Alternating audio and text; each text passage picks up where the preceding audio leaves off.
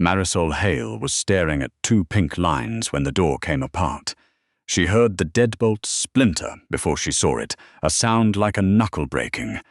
And then Damon Kessler was standing in the doorway of the executive washroom, with rain still darkening the shoulders of his coat, his eyes locked not on her face, but on the small plastic wand trembling between her fingers. Neither of them said anything for 3 full seconds. Outside, Vancouver was doing what it always did in November, drowning itself in grey drizzle 40 floors beglasses. Inside, the air had gone thin and sharp, like the moment right before a car accident, when you already know what's coming and there's nothing left to do but watch it happen. "Whose is it?" Damon said. Not a question. His voice had the same flat, terrible calm he used on the phone with men who owed him money they didn't have. Marisol closed her hand around the test, as if hiding it now would undo the last 8 weeks. "It doesn't matter," she said, which was a stupid thing to say to the only man it could possibly matter to. He crossed the small room in 2 strides, and even now, even furious, some old traitorous part of her noticed the way he moved, contained and economical, like a man who had spent years learning not to waste energy on anything that wasn't necessary. He took her wrist gently for someone who had just kicked a door off its hinges and turned her hand until the test faced him. "Mine," he said, still not a question. "Damon." "Say my name again," he said, "and tell me it isn't." She couldn't. That was the whole terrible problem. She couldn't. 4 months earlier, nobody in that building could have told you Marisol Hale's first name without checking the org chart. She had been at Kessler Maritime Holdings for 3 years by then, ever since she'd finished her accounting designation with more debt than sense, and taken the first job that would clear it. She was 28, built solid and soft in the way her grandmother used to call a woman who could survive a Canadian winter, round-faced, dark-haired, with reading glasses she was too vain to wear in meetings, and a cardigan collection that had become something of a quiet joke among the junior staff. She wore practical boots because the parkade flooded every spring. She kept protein bars in her desk drawer because Damon Kessler did not believe in scheduled lunch breaks. She had learned, the way you learn to walk on ice without thinking about it, exactly how to be invisible in a room full of dangerous men. Kessler Maritime moved container freight up and down the coast, from Prince Rupert to the port of Vancouver and points south. On paper, it was logistics. In the parts of the ledger only Marisol and 4 other people had ever seen, it was considerably more than that. Damon Kessler had inherited the company from his father, the way some men inherit a temper, and he ran both halves of the business with the same joyless, exacting precision. He was 36, broad through the shoulders in a way that made his tailored suits look like they'd been poured onto him, with a scar through one eyebrow that nobody asked about twice. Executive assistants tended to last 4 to 6 months under him before they quit. Marisol had lasted 3 years because she had figured out, early on, that the job wasn't to be liked. The job was to be necessary. She reconciled the shell company books. She managed the cash movements that couldn't touch a bank statement. She had, on one memorable Tuesday, talked Port Authority inspector out of opening a container that absolutely should not have been opened, using nothing but a clipboard, a confident tone, and fabricated maintenance schedule she'd typed up 20 minutes earlier. Damon had looked at her differently for exactly 1 day after that, and then gone back to treating her like a very well-organized filing cabinet that occasionally spoke. She told herself that was fine. She told herself a lot of things were fine. The night everything changed was a Thursday in late October, one of those brutal coastal storms that comes screaming off the strait and rattles every window on the 22nd floor. Marisol was working late. She was always working late, cross-checking a shipping manifest against a set of numbers that didn't want to add up, when the elevator chime sounded outside the executive suite at a time when the elevator should have been locked down for the night. She didn't think anything of it until the lobby doors exploded inward. 3 men in dark rain gear came through the glass with the kind of speed that told her this had been planned for weeks, not decided that afternoon. Marisol didn't scream. She had spent 3 years absorbing, in small doses, exactly how ugly this business could get, and something in her had gone quiet and clinical the way it does for people who've rehearsed a disaster in their heads without ever admitting they were doing it. She dropped beneath her desk as the drywall above her burst into powder, and through the ringing in her ears she heard, from Damon's office, a heavy thud and a curse in a language she didn't recognize. He's hit. She didn't remember deciding to move. She remembered being on her knees, crawling through the debris, glass biting into her palms, and then she was in his doorway and he was slumped against the wall beneath the window, with one hand pressed to a wound in his side that was soaking through his shirt faster than the fabric could hold it.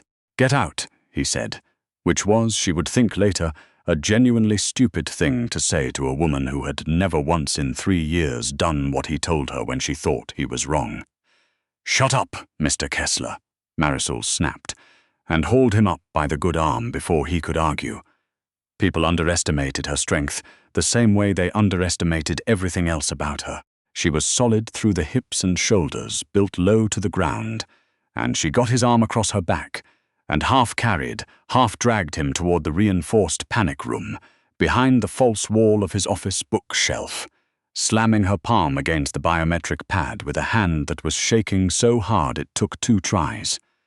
The steel door hissed open. She shoved him through it a heartbeat before the 3rd gunman rounded the corner, and the door sealed behind them with a sound like a bank vault, sealing them into total darkness before the emergency lighting kicked on, dim and red. The room was small, maybe 8 feet square, built for exactly this and nothing more. It smelled like blood, and, underneath that, like the cedar and bergamot of whatever cologne Damon wore, a smell she had noticed exactly once before and never let herself think about again. "Let me see," she said, and dropped to her knees on the cold floor. He let her, which told her more than anything he could have said about how much pain he was in. The bullet had opened a long gouge along his ribs, ugly and bleeding hard but shallow, missing anything vital by what felt like the width of a coin. She tore the hem of her blouse without hesitating and pressed it to the wound, leaning her weight into it the way she'd once read you were supposed to, back before she'd ever imagined needing to know. For a long time neither of them spoke. Gunfire sounded twice more, muffled through the steel, and then nothing. Damon's breathing slowed under her hands. When he finally looked at her, really looked, his eyes had lost the flat, businesslike coldness she was used to. "You didn't run," he said quietly. "Somebody has to redo Thursday's schedule," she said, because it was easier than saying anything true. He reached up with the hand that wasn't currently keeping pressure on his own wound and touched her jaw, and the touch went through her like a current. Nobody had touched her like that in longer than she wanted to admit, and certainly not a man who looked at her the way Damon Kessler was looking at her now, like she had become in the space of an hour the only solid thing in the room. "Marisol," he said. It was the first time in 3 years he'd used her first name. What happened after that happened the way these things happen when 2 people have just watched death miss them by inches. Fast, wordless, more honest than either of them had been in years. She would spend a long time afterward telling herself it was only the adrenaline. She would spend even longer knowing that wasn't the whole truth. By morning, the building's private security team had swept the floor, and Damon Kessler had gone somewhere Marisol couldn't follow him. Back behind the wall he kept between himself and everyone else, the one she'd apparently forgotten existed for one dangerous, unguarded night. She stood in the corner of the ruined executive suite in her torn blouse, watching a company doctor stitch his side, feeling every one of the extra pounds she carried like they'd doubled overnight.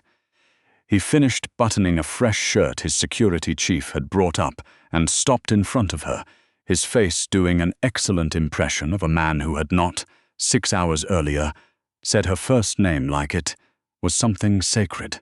"You did well last night," he said. "There'll be a bonus in your account by Friday." He adjusted his cuff, not quite meeting her eyes. As for the rest, that was the adrenaline talking. It won't happen again. She nodded once because there wasn't anything else to do with her face that wouldn't have given her away completely. Of course, Mr. Kessler. She went back to her desk and started drafting the incident report, and if her hands shook while she typed, she was the only one who noticed. 6 weeks became 2 months. November hardened into a grey, wet January, and the company was quietly at war with a rival outfit out of Seattle that had started poaching their dock contracts through increasingly unsubtle means. Marisol buried herself in the work the way she always had, and told herself the ache under her ribs was just exhaustion until the exhaustion refused to be explained away. It started with the coffee. She had made Damon the same dark roast every morning for 3 years, and one Tuesday the smell of it hit her like a wall, and she had to excuse herself to the washroom before she was sick into the sink. She blamed stress. Then she blamed the flu going around the office. Then her period, which had always run erratic, was 3 weeks late, and a cold, precise dread started building in her stomach, the way bad weather builds over the strait, slow and then all at once. She bought 3 different tests at the Shoppers 2 blocks from the office, paid cash, and hid them in the bottom of her tote bag like contraband. She locked herself in the private washroom off the boardroom on a slow Tuesday afternoon while Damon was 3 hours into a sit-down with 2 men from the Seattle side and lined the tests up on the marble counter with hands that wouldn't stop trembling. 2 lines, a plus sign, the word pregnant in flat digital letters that felt like they were mocking her. She slid down the door to the tile floor and let herself cry, once, hard, the way she hadn't let herself cry since her father's funeral. A man like Damon Hassler did not have room in his empire for a bastard child with his overweight executive assistant. He would see it as exposure, a weakness his enemies would find and use. He would make it go away, one way or another, and either outcome ended with her life in pieces. She was so far inside her own panic that she didn't hear him come looking for her. Marisol. His voice through the door was sharp, impatient, ordinary, the voice of a man who wanted a file, not a confession. Why is this door locked? The test slipped out of her hand before she could stop it, skated across the wet tile, and vanished under the gap at the bottom of the door. The silence on the other side went on a half-second too long. Then the door came apart, and they were back where this story started, with Damon Kessler standing in the wreckage of a bathroom door, holding a positive pregnancy test like it might detonate, and Marisol pressed against the mirror with nowhere left to go. "Mr. Kessler, please," she said. "I can fix this. I'll resign today.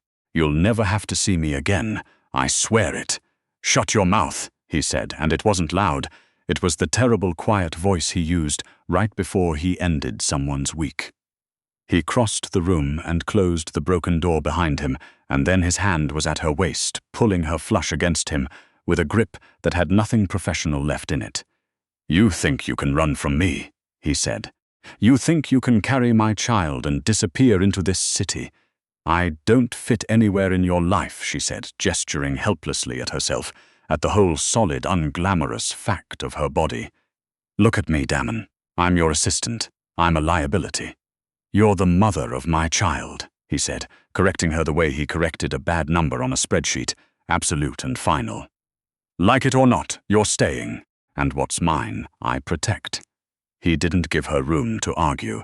He had his phone out before she'd finished flinching, barking instructions into it. A car, a crew to pack her apartment on East Hastings, her name off every lease and utility bill by end of day. By 6 that evening, Marisol Hale, the invisible woman of Kessler Maritime, was sitting in the back of an armored Suburban watching the downtown skyline fold itself away behind rain, replaced by the black cedar hedges and iron gates of West Vancouver's British properties, where Damon kept the house nobody at the office was allowed to mention. She put a hand on her stomach and understood, with a cold clarity that had nothing to do with hormones, that the rival crew from Seattle wasn't the most dangerous thing in her life anymore. The most dangerous thing was the beautiful cage her boss had just built around her, brick by brick, out of nothing but the word mine. The Kessler house sat on 4 acres above the water, all cedar and glass and old-growth trees. The kind of property that made the neighbors considerable money look almost modest. To the world, it was a monument to legitimate shipping wealth. To Marisol, it became, over the following months, a very well-appointed prison.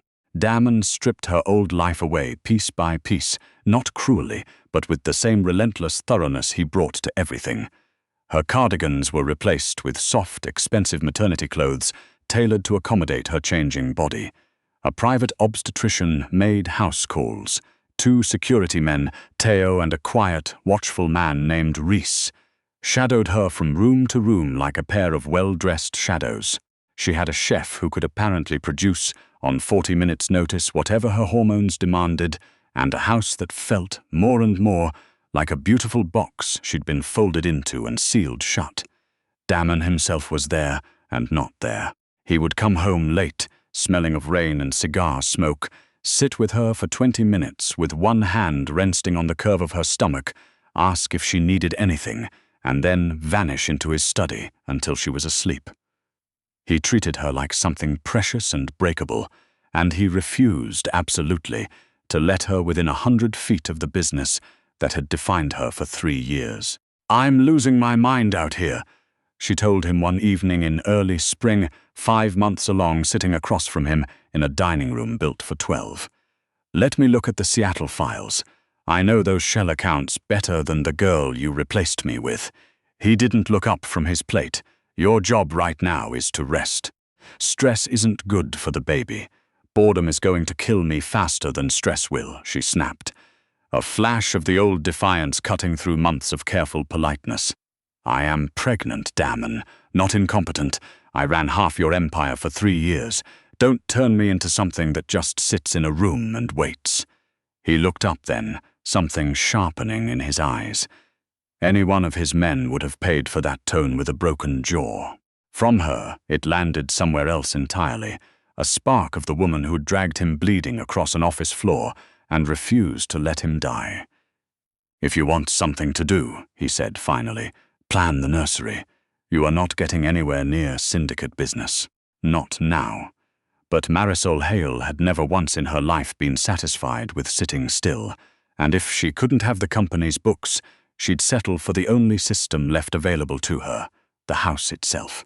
She talked one of the younger security guards into leaving a tablet unlocked one afternoon, claiming she wanted to order a specific bakery item from a place downtown, and instead quietly worked her way into the property's internal network, the same patient, methodical way she'd once traced a discrepancy through 6 shell companies to find a missing $400,000. It took her 11 days to find the pattern. Every Wednesday, a private waste and recycling contractor serviced the property. And according to the security logs, she pulled apart line by line at 2 in the morning while Damon slept down the hall. The cameras on the service gate went dark for exactly 90 seconds.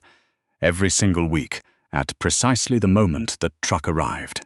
The guard rotation for that window always shifted too, the senior men reassigned to the far side of the property, 2 rookies left alone at the gate. Someone inside the house was building a blind spot, on purpose, once a week, like clockwork. She traced the network overrides back through 3 layers of obfuscation to a device that had connected from the guest cottage, the one belonging to Odalis Kessler, Damon's late brother's widow, a sharp, elegant woman who had lived on the property since her husband's death, and who had never once looked at Marisol without a flicker of something between pity and contempt. Odalis had a teenage son. Odalis had, Marisol understood now with a chill spreading through her chest, expected that son to inherit everything Damon was currently planning to leave to a child that didn't exist yet 6 months ago. She found Damon in his study, bypassing his security detail with the same clipped authority she'd learned, somehow from watching him for 3 years. "Damon, look at this," she said, dropping the tablet onto his desk before he could tell her to leave. He blinked at her, at the audacity of the interruption before anything else, and then his eyes dropped to the screen, to the timestamps and the flagged logs and the neat, methodical case she'd built out of 11 sleepless nights. His jaw went tight. Odalis is disabling the service gate cameras, Marisol said, her voice not quite steady but not stopping either. Every Wednesday, 90 seconds, same window. Today's Wednesday. It's 2:40. She's smuggling something in. Or someone. He didn't waste time doubting her. He never had. Not with numbers, not with her. He pulled a pistol from the desk drawer and was already moving toward the door, shouting for Tio, for a full lockdown, for every gate on the property sealed in the next 60 seconds. It wasn't enough. The truck came through the service gate 11 minutes before the lockdown finished. A reinforced garbage hauler that tore the iron gate off its hinges and kept going, plowing through Odalis's carefully tended rosebeds before it slammed into the side of the west wing. The back doors flew open and men poured out of it, a dozen of them, armed and moving like they'd rehearsed this 100 times. Odalis hadn't just made room for an ambush. She'd sold the house's every weakness to the crew from Seattle in exchange for her son's future. Alarms tore through the building, red lights strobing down every hallway. Gunfire opened up some swell in the west wing, chewing through 100-year-old plaster and glass. "Move," Damon said, hauling Marisol behind him by the arm. "The panic room?" "No," she said, and he actually stopped, startled by the flatness in her voice. If Odalis planned this, she'll have the biometrics on the panic room compromised. It's a trap. It has to be. Then where? The server room. She was already moving, one hand cradling the curve of her belly, as a sharp cramp tightened across it. Steel door, independent air system, and full access to the smart grid. "I can lock this whole house down from in there." They ran for it together, Marisol as fast as her body would let her. Bullets chewing marble dust out of the pillars behind them, until Damon turned and put 3 rounds into the nearest gunman without breaking stride. He shoved her through the server room door and threw his weight against it, ramming the manual bolt home a half-second before fists started pounding the other side. "They'll have that open in under 5 minutes, he said, reloading, eyes wild with a fear she'd never once seen on him. "Get behind the racks. If they breach, you stay down." "I'm not hiding," Marisol said, and dropped into the chair at the main terminal with a calm that surprised even her. She wasn't a soldier. She had never fired a gun in her life, but she understood systems the way other people understood breathing, and this house, for all its cedar beams and lake views, was just a very expensive machine. Her hands moved across the keyboard fast enough that Damon actually stopped to stare. Odalis killed the perimeter security, she said, half to herself, but she never touched the environmental controls. Nobody thinks to. A string of commands, and somewhere above them hydraulic bolts thundered shut in the east and west corridors. "There, I just sealed them into the front hall, all of them." "Now what?" Damon said. Something dark and almost delighted cutting through the fear in his voice. "Now," Marisol said, "we let the fire suppression system do what it's designed to do." She hit the last key. On the security feed, a fine white mist began pouring from the ceiling of the sealed foyer, and within 2 minutes the men trapped inside it were on their knees clawing at their throats, then not moving at all. The house went quiet except for the low hum of the servers. Damon lowered his weapon slowly and turned to look at her hair coming loose from its clip, her maternity dress torn at one shoulder, her chest heaving, every soft, solid, underestimated inch of her lit blue by the monitor glow. He had never in his life seen anything he wanted more. The intercom crackled. "Mr. Kessler," came Tio's voice, "perimeter's clear." "We have. Odalis secured, out front." Damon didn't answer right away. He crossed the small room and put a hand on either armrest of Marisol's chair, boxing her in, his face inches from hers. "You saved my life again," he said quietly. "You saved this whole house. I told you," she said, breath still unsteady. "I run your life, Damon. It's what I do." "No," he said, and the word came out low, almost broken. "You were never just my assistant, Marisol. You were the only person in this city strong enough to stand where you're standing right now." He kissed her forehead, then, slower, her mouth. "Come with me. We have a traitor to deal with, and then I'm putting a ring on your hand."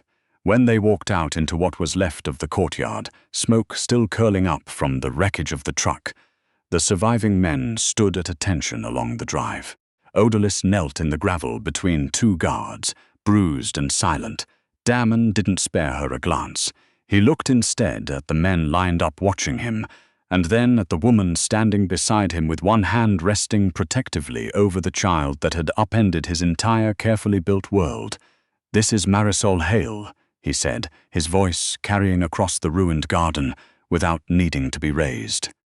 "She is the mother of my son, and she will run this house the same way she has run everything else I've ever handed her, better than anyone before her, and better than anyone will after.